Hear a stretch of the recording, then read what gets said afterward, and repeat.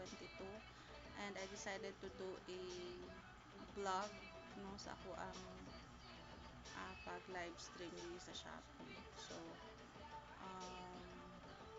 the purpose of this vlog is to let you know how difficult it is no um, to to do a live stream, and dili gid sa yun mangitag kwarta.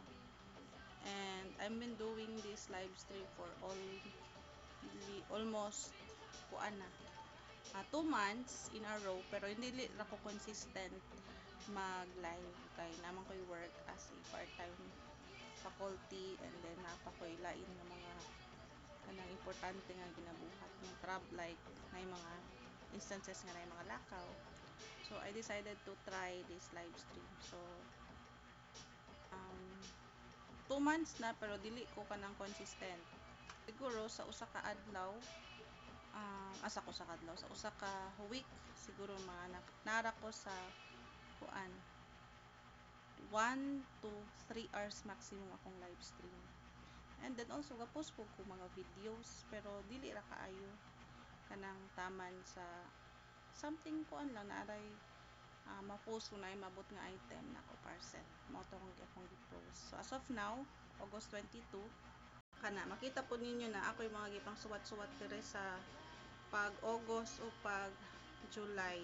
All kaning na ay 25 o 2 hours. So 2 hours ko nag-live ani pag July 25. Then dire kay wala ko nag-live ani nga week.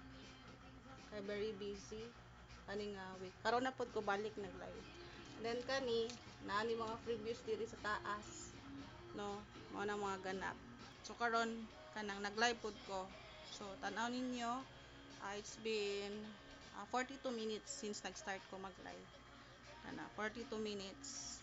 Jud dalim no di ay magkuan og live stream sa Shopee. So tagan gyud na to og panahon and time.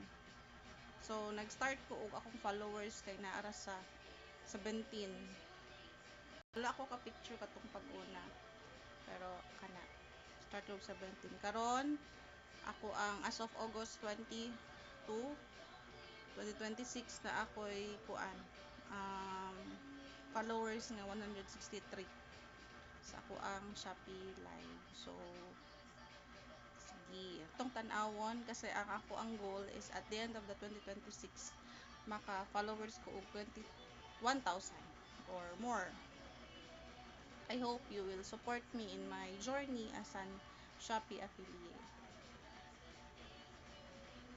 And as of now, I'm earning 3 digits na. 4 digits di ay, sorry. So katulak sa for today's video. God bless everyone.